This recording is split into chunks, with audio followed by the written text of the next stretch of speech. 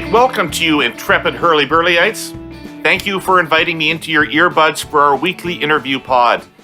And thank you, too, for your ongoing support of the only political podcast in Canada whose host has attended 2 concerts from Elton John's seemingly never-ending final tour and will happily be there for a 3rd. Farewell, Yellow Brick Road. Farewell, Yellow Brick Road again. And farewell, Yellow Brick Road, this time maybe for real. But seriously, 48 years ago today, Goodbye Yellow Brick Road was released, and my God, what an album. Okay, today on the show, I'm delighted to welcome Anne McGrath in her Zoom screen rectangle. Ms. McGrath is the National Director of the New Democratic Party of Canada. She was the former Chief of Staff to Jack Layton and helped spur the Orange Wave that led to official opposition status. She served as Principal Secretary to Premier Rachel Notley and was also Notley's Deputy Chief of Staff. I know Anne as a wise and thoughtful and kind counsel, and I would call her a friend. Today we're going to talk about the campaign, the election, what she saw, how the NDP did, and where things go from here. Anne, it is fantabulous to have you on the Herle Burly. Thank you for doing this. It's great to be here. Thank you. I was going to ask you if you'd had a chance to get any downtime since the election. But since you're in the office and you told me this is your 3rd meeting of the day, I gather downtime's not part of your ritual right now. It is not, unfortunately. And you know, it's funny because I feel like every single email I open these days says, I hope you've had some time for rest since the campaign. And post-campaign is often some of the busiest time in my kind of work cycle. Some people get up and walk away when the campaign's over, and other people have to hang around and clean up, right? That's right. Mop up. Yeah. Mop up. Okay. So, despite your lack of downtime, we have a little distance from the campaign now. Upon reflection, just an open-ended question. How do you feel about the result? Well, mixed, obviously, as one always does, I think, after an election campaign. There are things that I'm very proud about. I do believe that we have stopped a bad trend that we had in our party of constantly losing seats. So I think we've stopped that. On the other hand, we did not gain as many seats as I was hoping that we would. So I'm disappointed because we had some great candidates that would have been fantastic members of parliament and great community organizers, and unfortunately they didn't get in. So I'm happy that we stopped that terrible trend of losing seats in every election, and we need to now kind of build on that so that the next time we're actually continue to grow and to increase the size of our caucus. Well, let's look at the upsides for a bit. You said that there are things you like about it and things you're proud about the campaign. What are those things? What are you happy about the campaign? Well, I'm happy for one thing that we went into the campaign with the resources necessary to actually run the campaign, like that we were able to have a fully functioning leaders tour, that we had an advertising program, that we had organizers across the country, that we had digital organizing taking place on a scale that we've never done before. So a lot of those things I think were fantastic. We had a great slate of candidates, some incredible young people, a lot of racialized candidates. A majority of the candidates were women. All of the kind of equity groups were well represented in our slate of candidates. And our local campaigns were really strong in lots of places. So those are all really, really great things. We re-elected all of our incumbents, which is not always a given. So that's great. And we were a very close second in some tight races that give us an opportunity to look at where we continue to grow. Okay. I would have observed that no party ran a more disciplined campaign than the NDP did. And no party was able to stick to its core message more consistently than the NDP was. I actually didn't see you get knocked off your game at any point in the election. So, well, let's just start. What was the strategy coming in? What was the growth strategy? I know that you were focused on growth. You went to a lot of unheld ridings in the campaign and spent a lot of money. And so what was the plan? How was it supposed to go? Well, the plan was to build on a couple of things. One was we knew going in that we had a leader that people really liked, that he was admired, he was respected, that he had so many attributes that people really felt connected to him. And I think actually were rooting for him, which is very important in politics, in my view. So that was one thing. The other was that with a pretty small caucus in the last parliament, and again in this one, we were able to accomplish things. And for a party that has never actually been in government, having a record of accomplishments is really important. And so I think that we were able to point to the work that the leader in the caucus did in Parliament during a time when people have been so anxious and so worried about their own health and the health of their loved ones and their ability to make a living and all of those kinds of things. I think that those things were something that we thought that we could really build on. So those were two things. And then the other was, as I said before, we put a lot of work into having an incredibly diverse and talented slate of candidates. So those were some of the things that I think we were hoping to propel us to grow the size of the caucus even more than we did. As I said, I'm happy that we did stop the trend and started to go on the increase again, but I'm disappointed that it wasn't more than that we weren't able to elect more of those candidates. Tell me about the decision, if you don't dispute the premise, tell me about the decision to run a very leader-centric campaign, which was very much, you can trust Jagmeet Singh and you cannot trust Justin Trudeau to act in your interests. A very leader-centric campaign as opposed to a policy-centric campaign. Well, almost conceded that the Liberals had the right policies, but you couldn't trust them to do them.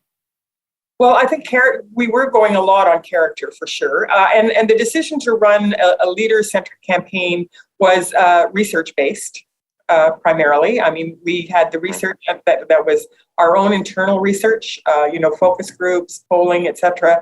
That really gave us, people knew him and they liked it. Like, you do a lot of focus groups. You know that sometimes when you put up the photo on a wall in a focus group of a leader of the non-governing party, a lot of times people can't recognize them. I listened to some of yours, for instance, at the very beginning of the campaign, people didn't know who Erin O'Toole was. And I've been in those focus groups where people could not recognize or identify your leader. So that, we knew from the very beginning that people recognized him and that they liked him and that they connected to him. So that was one, it was research-based. The other is that in modern campaigning, the leader is very important. I mean, some people may decry that because it takes away from other things, perhaps. But I think in modern campaigning, people want to know who your leader is. They want to feel a connection to your leader, and they want to know that your leader has the right priorities and values that you share. And so I think that was a big part of it too, is showing people Jagmeet's character, who he is, what he cares about, what his priorities are, all of those kinds of things. Okay. So, generally, when a thing falls into disuse for extended periods, there are negative consequences. A bicycle becomes a piece of urban art, rusted metal and arthritic, twisted spokes. A leaf blower, coughing and wheezing rather than blowing. The desperate race to spend any remaining budget at year end, because you either use it or you will lose it. But inexplicably, that principle doesn't hold true when it comes to companies not using their spectrum to digitally connect rural Canadians. They don't lose it. In fact, it's quite the opposite. They're profiteering from not using it. Our presenting sponsor is TELUS. As a technology leader with a social purpose, TELUS thinks that is wrong. Let's take a step back. Spectrum is the radio waves that make your cell phone work in places where there can't be a wired connection because of rough terrain or lack of infrastructure. So, rural Canada. It's a public resource. The federal government licenses the spectrum to companies to provide service to the public. But what's happening is this. Way too many rural communities have their spectrum controlled by regional carriers who'd rather sit on it and then resell it for millions in profit than use it to improve people's connectivity.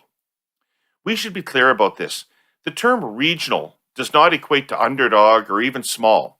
These are multi-billion-dollar regional companies who receive billions in government spectrum subsidies. And the sad fact is, they deploy less than 20% of the rural spectrum they hold. TELUS, on the other hand, has the strongest track record of deploying its rural spectrum. Almost 2/3 of their spectrum is put to use right now. And right now, with the infrastructure that's already in place, TELUS could boost service to over 250,000 households in Alberta and BC if underutilized spectrum was simply unlocked. It's a really important issue, and we're going to continue to talk about it in the weeks to come. Go to telus.com/connectingcanada to learn more. So, why do you think it wasn't more successful? I had a panel a couple of times. I had a panel during the election with Sally Hauser and Jordan Leichnitz and Chris Ball. And they kind of settled on 45 as what they would consider. I mean, once they told me that winning was the ultimate success, which I know, they then said we would consider 45 seats to be a success. And I know that you, before the election started, pretty much guaranteed an increase in the caucus. Now, I've been a campaign chair. I've said some shit. But nonetheless, what do you think didn't happen that you hoped would happen? I will note that I've never given a number. What I did say was that we would increase. I never gave a number, but right. People are going to have numbers. And I will tell you that even in the first week of the campaign, things were going very well. Like our fundraising levels, our volunteer engagement. There was a lot. That the leaders tour was going very well, and people were talking about what they were expecting. And of course, expectation management is really important.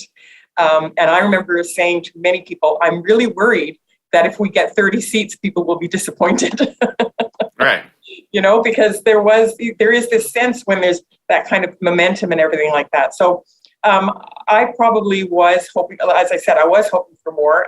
Maybe I don't think I ever in my wildest dreams thought that 45 was in the cards. I understand. I listened to that panel and I got their point, which was of kind of beating some of our high water marks. Kind of one more than when we when Tom was leader, a little bit more than when Ed was the leader.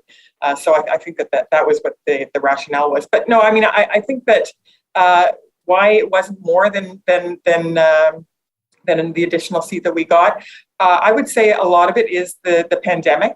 The pandemic had a big impact on our campaign. I think it had an impact on every campaign, but it had a very big impact on our campaign. A lot of our voters were not comfortable. Like a lot of our voters were very, very worried about physical contact. During the campaign, about people coming to the door, about mask wearing, about COVID testing, all of those kinds of things. So we had an election during a pandemic where a lot of our voters also live in high density apartment buildings and things like that, where you could not go in, and the low voter turnout has had an impact on us for sure. So I think that's one. I think that. Probably also during a pandemic, there is a level of I don't know what it is, but comfort in the government that was in place during the pandemic, and because it was during the pandemic, I think that gave a little bit of an advantage for people not wanting to necessarily change. So the appetite for change, I think, was not quite there in terms of people wanting to actually replace the government in any way.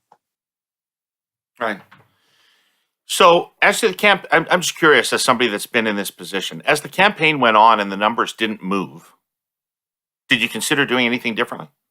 Well, the interesting thing is that the numbers for us moved a bit. Like they went, and they often were connected to the capacity of the other parties. So, for instance, as you know, when the Conservatives are doing well, that puts certain seats in play for us. When they start to come down and the Liberals start to come up, that changes which seats are in play. So, right. There are Conservative NDP ridings, there are Conservative Liberal ridings, there are Liberal NDP ridings. And so, for instance, when the Liberals This is definitely an election that would give your model a workout. Yeah, exactly. So when the Liberals were not doing that well at the beginning of the campaign, downtown Toronto was looking a lot better than it was towards the end of the campaign when the Liberals were doing better. Same thing with Southwest Ontario. When the Conservatives were doing, started to come up, Southwest Ontario started to go out of play. Not out of play, but you know what I mean? Like it started to diminish. So a lot of those things so we did see fluctuations and change as the campaign went on. So do you think it's just the turnout issue? Do you think that's just circumstance? Or is it possible that the kind of voters who are might be attracted to NDP policies are so alienated from our political process, either because they're young people and they haven't engaged yet, or because they're older, probably economically marginalized people who don't really think politics matters or don't think politics can make a difference for them, that the kind of people that the NDP markets to are less likely to vote? Well, I think I think both those things are true. Like, I think that the pandemic did have an impact on voter turnout. For sure it did. I also do agree that many people who would be attracted to the NDP are people who are in life positions that make it difficult to participate in elections and those kinds of things, and are less inclined to vote. And that's why we put a lot of effort into, for instance, our digital mobilization strategies, because we knew going in that young people, demographically, young people were very interested in Jagmeet. They really liked him, and they liked the party. They liked a lot of things about us. But as we all know, they are less inclined to vote. So we, rather than just accept that premise that they weren't going to vote, we put a lot of effort into mobilizing young people to make it desirable to vote. And we had good success with that. There's lots more to do, obviously. Like, we had good success in terms of mobilizing and generating volunteers and having people participate in a texting program with Jagmeet directly, but also a program where they kind of organized amongst themselves to get more young people involved. And tens of thousands of new young volunteers came into the campaign as a result of that work. But there's a lot more to do, because there are some institutional barriers for young people, for racialized people, for women, et cetera, et cetera. I've never seen an NDP campaign that relied so much on negative messaging in its advertising. Was that controversial inside the party, that shift? Well, I think you will know better than anyone how controversial contrast advertising is in any party. I mean, people totally. Yep. I mean, people always say that it's almost a trope, right? It's like people always say that they don't like it, but all the research says that it works. So contrast messaging has to be a part of a campaign, because you can't just say. I agree. I'm not arguing with you. You can't just say vote for us. You're awesome. You also have to say why not vote for the other party or the other candidate. So, and as having been a candidate, like, you can't just go out there and say, I'm really smart and I care a lot about the same things you care about, and I'm going to do all these great things and I know what I'm doing. You also have to say, don't vote for the other one, because they don't care about you, or they have the wrong priorities, or when push comes to shove, they will always side with the powerful. Yeah. Well, it does work, and but it is generally often, especially when it's introduced for the first time. And I had the pleasure of kind of introducing it to the Liberal Party in 2004 for the first time, and God, it was a culture shock inside. Yeah, I remember it. But the other thing is about contrast advertising, or sometimes called negative. People often will say that that people often say, for instance, that we've never done it before, or that kind of thing, or that Jack ran such a positive, optimistic campaign. But he was very clear on why you shouldn't vote for the other guy too. Like, I mean, I personally think that saying to Michael Ignatieff, most Canadians don't ask for a promotion when they haven't shown up for work, that's a pretty clear contrast. Yeah, no, Layton was like how Jerry Butts likes to describe it. We're not negative like those assholes.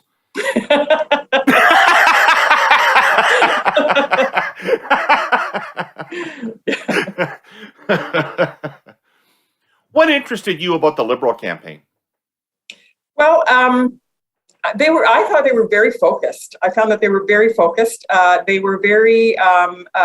They seemed like at the very beginning, one of the things that struck me, and I think it struck everybody, was when the fact of calling the election was controversial, which it almost, it often is, and usually that wears off after a few days, but it didn't in this campaign. But what struck me was taking the risk to call the election during a fourth wave of a pandemic, when there was no actual reason to do it, when there was no confidence vote, all of the things that we know about, and then seeming so ill-prepared at the beginning of the campaign, not really having a sense of, what the election was about, not being able to explain why it was called, not being able to explain what it was about. They just didn't seem ready for it, even though it was completely in their hands. So that really struck me. Yeah. Did they pull off a strategic vote at the end? Did they pull votes from you in the last week? So that is something that we're still looking at. I believe they did, personally. I mean, there are people who will dispute that, I'm sure, but I believe that they were able to do that. And it is, a matter of great, consternation for me that playbook seems to work so well.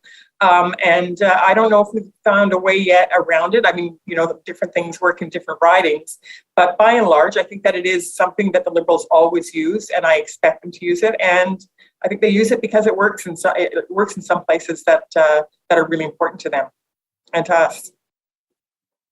So our sponsor, CN, believes the right way to run a railroad is for the long term. Yes, CN is a publicly held company, and of course, it must be competitive. It has an obligation to its employees and its shareholders to turn a healthy profit, pay dividends, and generate value, which it has done. Since January 2018, CN's share price has grown 36%. That's about 12% a year. At the same time, the company has invested heavily in technology, safety, and infrastructure, all crucial factors in building the railway of the future and continuing to move cargo on time in a competitive market. CN believes that is the way to grow. Others, though, have a different view. One of CN's shareholders is TCI, a British hedge fund. It recently acquired 5% of CN's stock and is now trying to take effective control of the company. In pursuit of that goal, TCI has made misleading public statements about CN's key financial indicators and is pushing to install certain people into the railway's most senior offices. TCI's short-term objective is obvious. It wants to increase the price of the CN shares it holds. It's not hard to imagine how it would accomplish that, starting with slashing costs. It is, after all, a hedge fund. But make no mistake, that would have medium and long-term consequences for CN's customers, employees, and other stakeholders, never mind the company's ability to stay on the cutting edge of railroading. In any case, CN has a couple of things to say. First, the railway already has a strategic value creation plan underway. I've talked about it here in the past couple of weeks. It's a sensible, thoughtful, balanced plan meant to make the railway even more competitive, ensuring a good outcome for all of its stakeholders. Second, it should be noted that while the British hedge fund is indeed a significant CN shareholder, it is also the single biggest shareholder of Canadian Pacific, CN's main competitor. CN wants its thousands of other shareholders to reflect on that. The company has called a special shareholder meeting next March to deal with the issues raised by TCI. It will have more to say on this in the months ahead. Oh, and one other thing. TCI has acknowledged, in writing, that CN's is the best railway network in North America. That's a direct quote. It's also absolutely accurate, and CN intends to keep it that way. CN didn't become the company and the railway it is by thinking short term, and it's not going to start now. So, I'm curious about one strategic decision that I think impacts on this, which is Jagmeet wouldn't say through the campaign whether he would support or not support a conservative plurality in the House of Commons. Do you think that, let me just, rather than ask you a question, I'll make a statement. I think that helps the Liberals execute a strategic vote. And I think it would have been wiser for Jagmeet to say, actually, Trudeau's going to be the Prime Minister at the end of this, no matter what. The question is how many New Democrats there are going to be to keep him honest. Because the strategic vote happens because people fear the Conservatives winning. So why don't you take that off the table? Yeah, I mean, I think it was probably implied. I mean, that he, because he has said many times that he doesn't see much in common, obviously, with the Conservatives, and he said that many times before. And it was obvious throughout the course of this Parliament that we were able to do things and find ways around it, even to the point that at the end, I think Jagmeet even wrote to the Prime Minister and said, "We will continue to support this. You don't need to have an election during a pandemic." So. I think that sort of, for people who watch this stuff, the punditry and everything like that, I think it was kind of a given. But the other thing is, I don't ever really like the idea personally of the leader being a pundit and debating how many seats there will be and what the balance is going to be and who's going to work with who and all of that kind of stuff. I think that takes away from speaking to people about the things that they care about, because by and large, most people, I think people woke up after Labor Day and realized that some of them realized that there was even an election happening, and we're not really all concerned about the ins and outs of, who was going to form what kind of, what all the machinations were going to be. I think it was a pretty low information election for most electors, for sure. Well, and again, that goes to the voter turnout. What surprised you about the Conservative campaign? Well, for one thing, just how much of a bubble it was. Like the decision to stick with the Westin Hotel ballroom throughout much of the campaign was a bit of a mystery to me, because, people, I think we said before, these are leader-centric campaigns. People need to see you and see you with people. So I thought that was interesting to me. The other was, I did think that they tried to play to a wider audience than the 2019 campaign under Scheer. I think they tried to take some things off the table, and pretty effectively, I think they did manage to take a few of those things off the table. So, and they also, the other thing that struck me was, they really had to introduce Erin O'Toole to voters, because having been a new leader and then being in Parliament during a pandemic, nobody knew him, as we were talking about before. And they did do that. Like, people did know him, and they had a sense of him. I think that the downside of that, or the damage in that, is what he's probably experiencing today, which is people saying to him, you ran for leader as one person, and then you campaigned for prime minister as another person. They seemed totally unprepared for the blowback on guns. Is that a cultural issue for them, that they would have missed that? But it seems to me, how do you put that in your platform and then not be prepared for what's going to come from you and from us and from the media? I don't think I've ever seen a campaign platform kind of footnoted after the fact. It was very strange. Yes, I totally agree with you. I don't understand why you wouldn't have even practiced that. And maybe it is. Maybe it's just such a given, where most of their seats have been based over a long period of time. I mean, the one thing that I find interesting, I've been reading some analysis in the last few days about, the Liberals being primarily urban and the Conservatives being primarily rural, and the New Democrats generally are both. So we actually grapple with those issues in a different way, I think, than some of the other parties. Like, I've had those discussions in the past with Liberal chiefs of staff and so forth, and there's often an inability to see what the rural concerns are around this. 100%. 100%. There's no longer any discussion about guns inside the Liberal Party, because we're entirely urban. That's over. There's nobody from rural Canada in the Liberal Party anymore. Well, and I think, like, for us, it's always an issue. Like, we always have to talk about these things because we have both rural and urban seats. And I think that's what happened with the gun issue. I think that it eluded them for some reason, which is shocking. But Week 2 of the O'Toole campaign was the Labour Week, where they announced a series of measures to attract working people to their cause. Some of them actually even looked pretty good. I liked that pension protection initiative that they had. What were you thinking while they were doing that? I was interested in it because it seemed like a new, and a lot of this stuff wasn't new. I mean, we've had pension protection. As a matter of fact, in the 2005 budget amendment, when Paul Martin was Prime Minister and we proposed the budget amendment, it had pension protection in it for workers whose companies go bankrupt and those kinds of things, and wage protection and all of that. So, none of the things that they came out with were all that new or interesting in that way. What I found interesting about it was that they were specifically trying to appeal to private sector union members and unions, which they have not done in the past. They have never explicitly said anything about unions or union jobs. They've actually avoided that. So that was what was new about it for me. LiUNA supported Ford, right? In 2018. Yes, that's right. Yeah, that's right.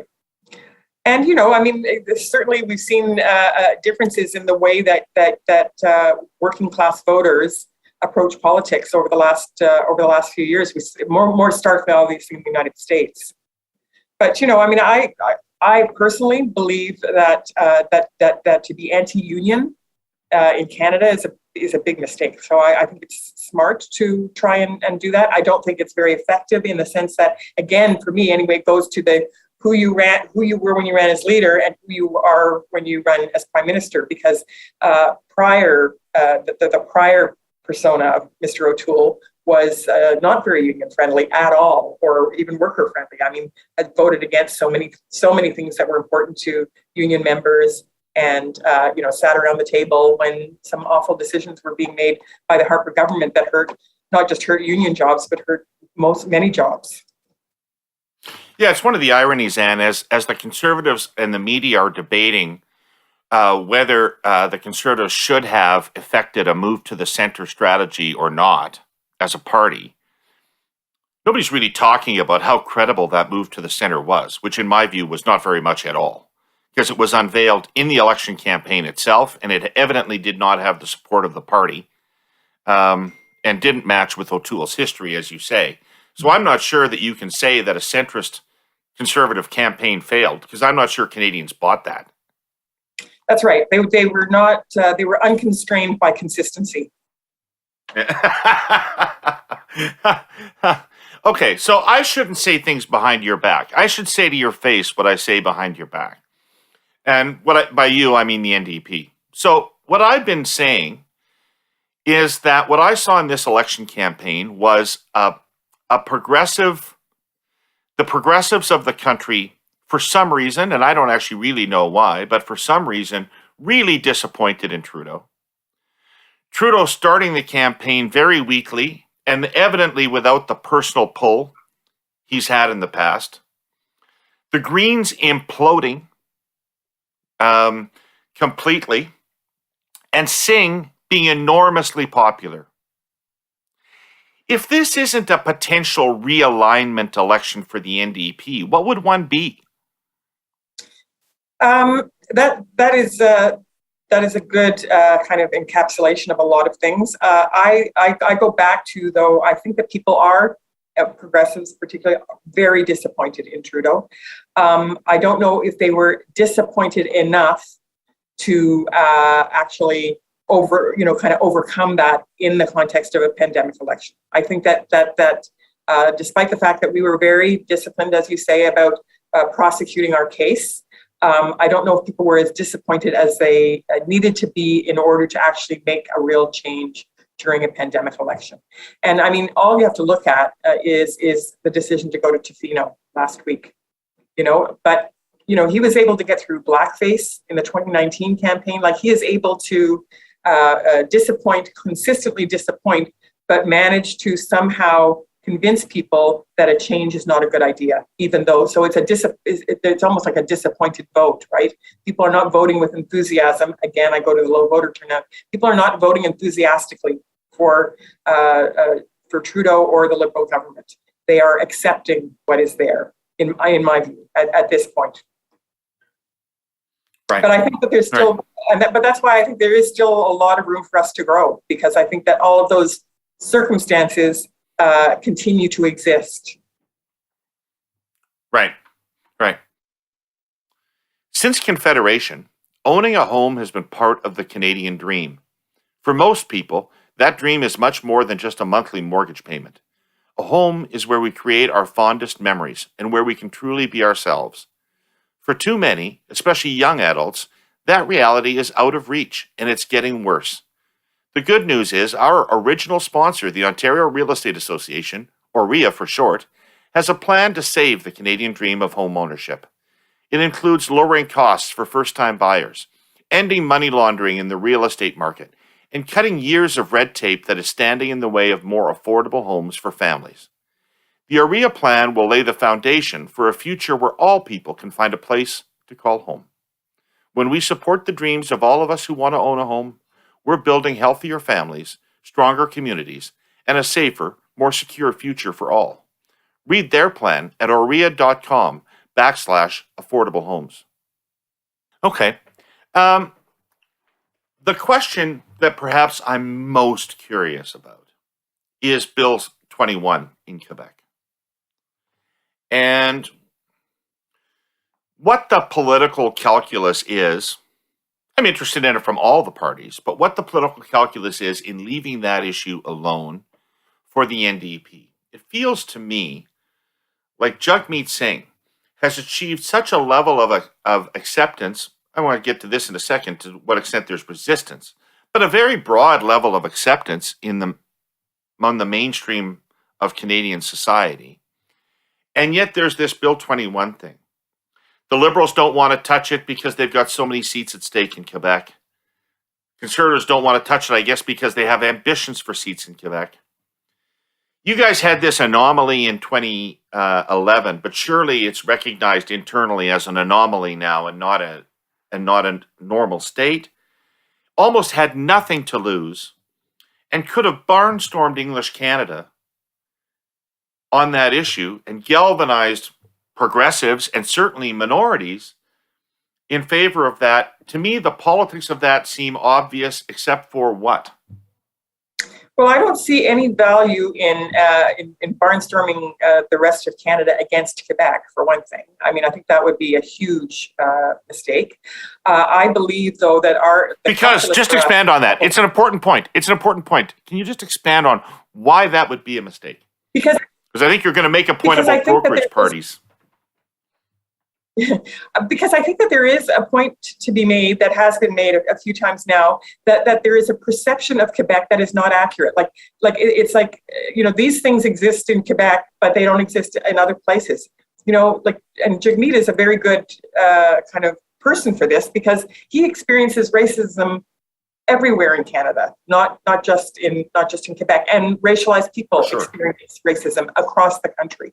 So to identify Quebec as one particular place for people to kind of generate that anger, I think is dangerous from a national unity point of view. Almost, it's wrong to again. I remember the one time there was a Maclean's cover that talked about Quebec being the most corrupt province in Canada. Those things are dangerous. I don't agree with them. I mean, there's corruption. There's corruption in Ottawa for sure. There's corruption across the country. There's racism across the country. And I don't agree with identifying Quebec as the sort of the locum of all things that we seem to think are outside of our values. So I think that's a huge mistake, and untrue. It would be untrue anyway. But the other thing is that there are communities within Quebec, racialized communities in particular, who are working hard to defeat that bill. And they are saying quite clearly, this is our struggle. We want you, they're not asking for federal leaders to do what a lot of, I guess, outside Quebec pundits are asking. They are not asking that. And they are saying, this is our struggle. And I know many of them, and they are fighting hard. There's, progressive lawyers and community activists and so forth. And they have been very clear about what they expect from us. And I think that they're right. So I think from a kind of a values point of view, my view is that solidarity means that you pretty well take the leadership from the communities that are most affected. And in terms of Wow. the electoral calculus, which you talked about a little bit there too, I am also not prepared to write off Quebec from an NDP point of view.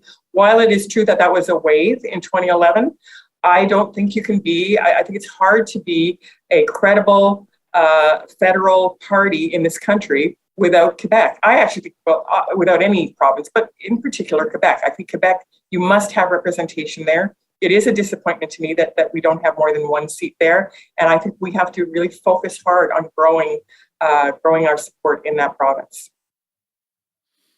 Yeah, I guess the question is whether you start there or whether you start somewhere else and then build into there because they see you as a potential winner. I don't know. But your answer is so interesting because what you're effectively saying to me is that you left low-hanging votes on the table in English Canada out of a set of principles about the country. You didn't want to unleash something dangerous. Well, I think that would always be, on anything like that. I think, like I was talking to someone the other day, and I believe that winning is very important. Like not everybody does, but I believe it's winning is incredibly important, but not at all costs. There are things, if it was at all costs, I might not be a member of the NDP. Right. Well, that's probably why I generally need a chaperone. So I'd like to follow up on something that's related to this that was raised in my panel with Jordan and Chris and Sally, which is in 2021, what do you think the net impact is of Jagmeet Singh's ethnicity and religion?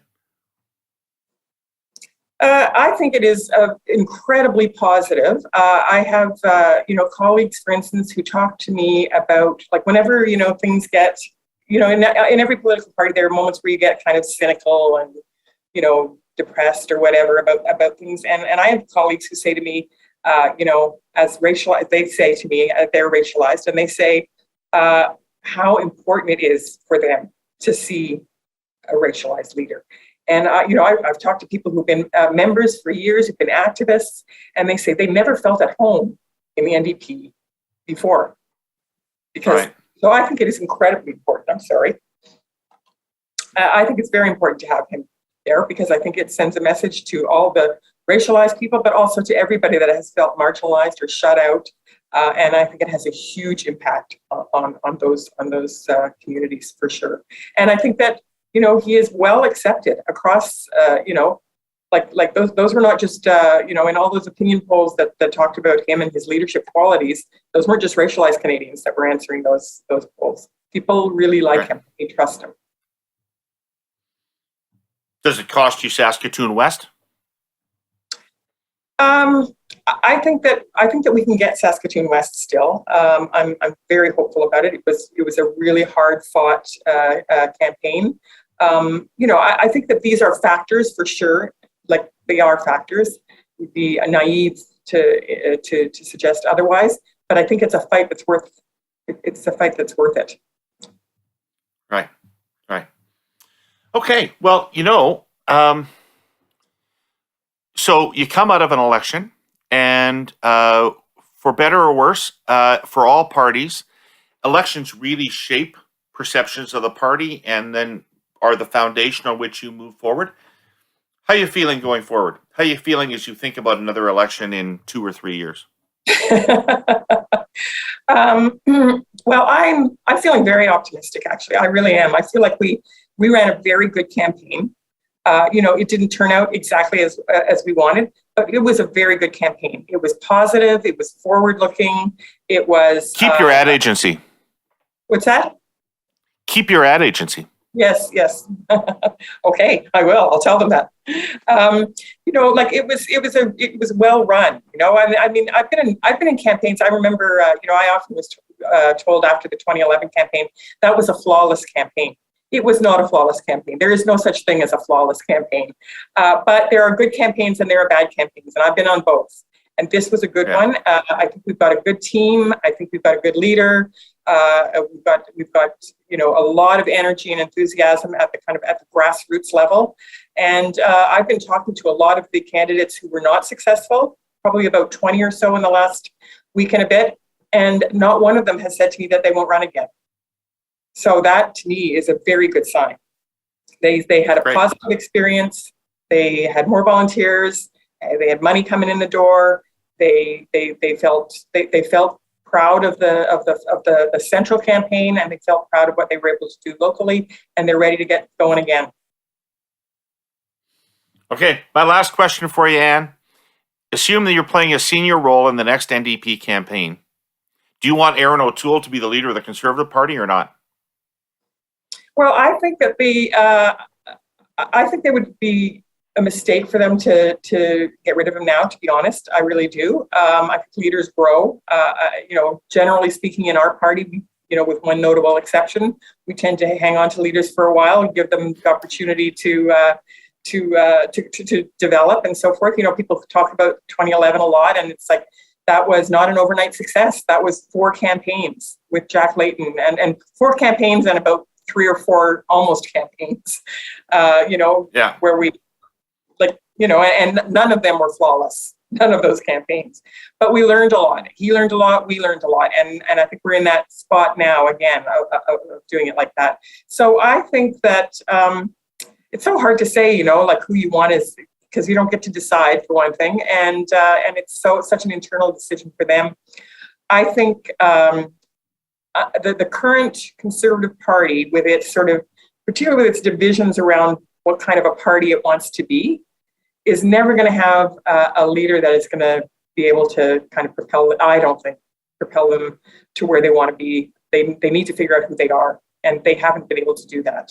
And I don't think that's a leadership issue. When a leader gets asked a question and the public can see the calculation about their coalition going on inside their head, that's no good. And that's what you can always see with Conservatives. What can I possibly say about this? Yeah. Right? Yeah. No, I think they have to figure out who they are. And then the leadership thing is secondary. Well, Anne, this has been fantabulous. Fantastic. Thank you for doing this. Thank you. Thank you for sharing your time. I know you're busy. In person soon. Oh my God, I would so love to have a drink with you. It'd be so much fun, and we can say even some more of the things that we didn't get to say today. But thank you for coming on and honestly discussing this with me. I really, really appreciate it, and congratulations on what was a very well-run campaign. Thank you very much. Really appreciate the time today. You too. Take care. Okay. Bye-bye. I want to thank Anne McGrath for coming on. I want to thank the Air Quotes media team for putting this together. Obviously, I want to thank everybody who listened or watched. And I want to thank our presenting sponsor, TELUS, and our sponsors, CN, Rail, and OREA, the Ontario Real Estate Association. Thank you, and we'll see you next week. Herle Burly, Herle Burly, oh Herle Burly, oh Herle Burly.